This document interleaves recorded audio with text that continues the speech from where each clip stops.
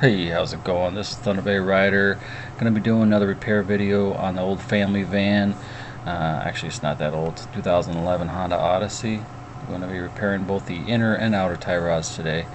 I've been having a lot of play in the wheel when I hit some bumps, things like that. So decided just to replace both, and you'll see why I'm replacing both here in a minute. Some tools I'm going to be using: this cutoff wheel, the inner tie rod tool, which I rented from Advanced Auto Parts, and I'm actually going to keep because it works so well. And I got my little Dremel, which actually comes in very handy. So I'm going to be using those three things and a bunch of random tools I have. Not going to need all those, but so here's the inner and outer tie rod. Both are from Moog and from Advanced Auto Parts, and I will put in the description.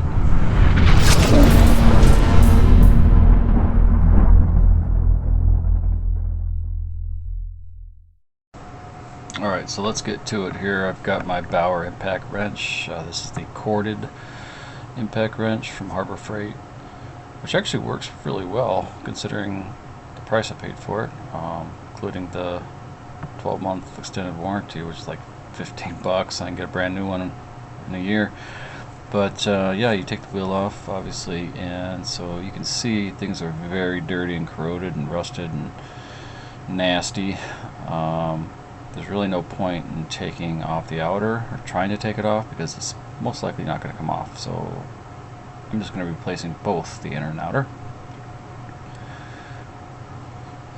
So first things first, you're going to want to spray things down, which I already did, with penetrating oil, and then getting the cotter pin out. I use this little pick tool, which actually comes in handy for things like this, and loosening up the cotter pin.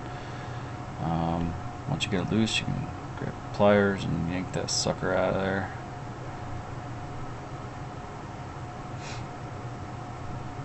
Alright, so you're going to want to get that tie rod out of that knuckle. Try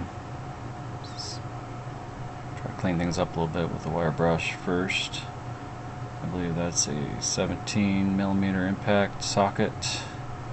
Should make light work of getting this castle nut off, and it comes right off.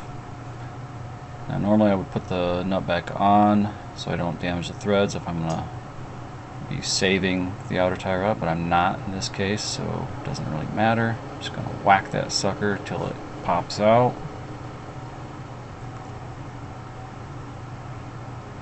A couple whacks, and she should pop right out. Alright, so once you got that out, I like to spray things down a little bit so that boot will come off a lot easier. There's a lot of rust and dirt and crap that's going to get in the way, so clean it off a little bit. Take that retaining clip, take that off of there, and so you'll be able to get the boot off. But first, there is actually a retaining clip, one of those use once clips, so once you take it off you will no longer be able to use it. So I just use some pliers, pull that sucker off of there, and then you can free up that boot. Showing you the clip. Alright, so we're sliding that boot right off of there, or at least slide it down, and you'll see expose the joint, which is actually really loose.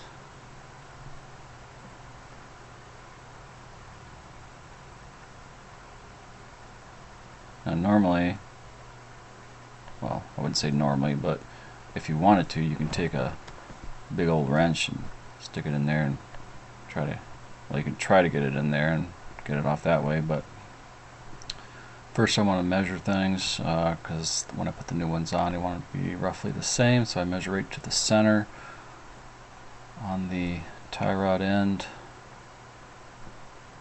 write down the measurement so I don't forget. And then I also measure from the end to the retaining nut. So that's actually two measurements, or the jam nut, sorry. Okay, now the fun part. We're going to be cutting that off right there at the threads with my cutoff wheel. Right there. Alright. Here I'm just showing you that if you want to use a wrench, which that wrench is obviously not big enough, but if you do have a big wrench and you can fit it in there, then have at it. But I'll show you how this inner tie rod tool works. It's actually pretty slick. But first we have to cut. Actually, first we got to pry open that retaining nut washer. I was just showing you how that works. Sticking a screwdriver in there and taking care of that. Alright, yep, we get it. We're going to cut. Okay, and boom. See, it's smoking there still. Knock that sucker apart. There, that's how you do it. Alright, took the outer tie rod out of the knuckle. Now I can take the whole boot out, slide it right off. Now you want to inspect that boot and make sure that nothing is torn and you don't have any holes, things like that, which that one doesn't. Okay, now we get to use this handy dandy tool. This is the 1 7/16 inch for this particular vehicle. Now the problem is that it won't fit on the existing inner tie rod, as you can see, which poses a problem. On the new one, no problem, fits just right. So in order to I'm just showing how to put that other part onto there, mates up with it, and you can take it off. But now I'm just going to use my Dremel to take care of this problem here. Cut it up there. We can get that inner tie rod, most of it off.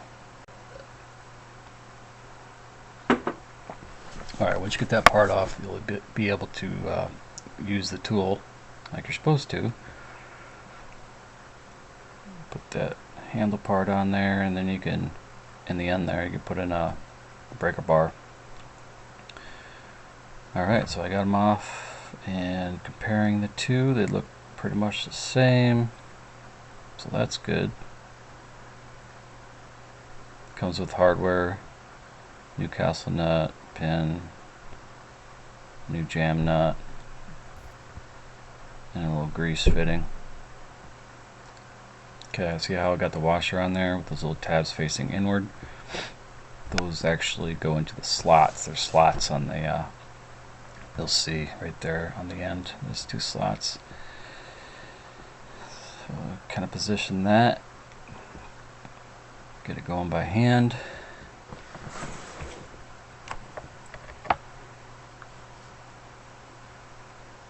Okay, so you're going to want to torque this down to 65 foot-pounds.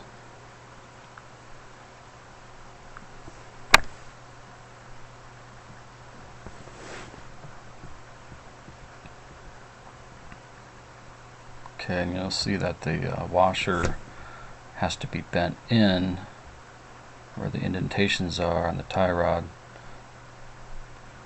So I use a little hammer to get that completed.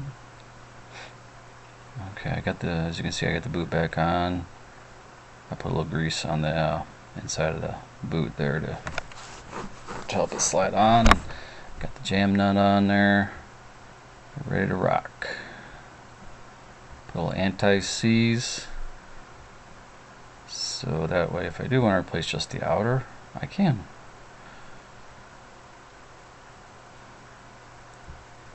So I'm going to want to get this as close as I can to my measurement. 16.5 right to the center, and my measurement to the jam nut. Alright, once you got that done, you're going to want to tighten that jam nut down. It says 33 foot-pounds, but I just use a wrench and get her tight. Use some Loctite medium stick version. and put it back into the knuckle.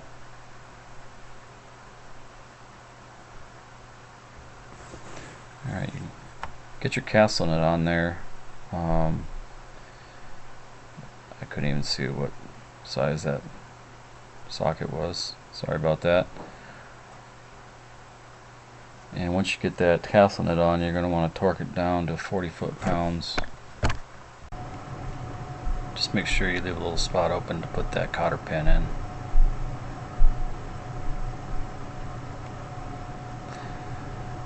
Alright, so after we get that on,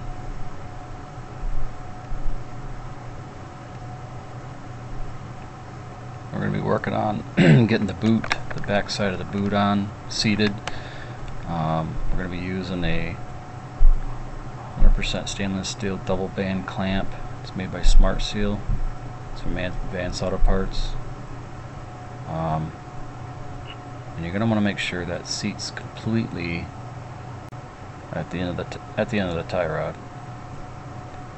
So just feel for it, make sure it's seated there completely, and then once you have that, tighten it down.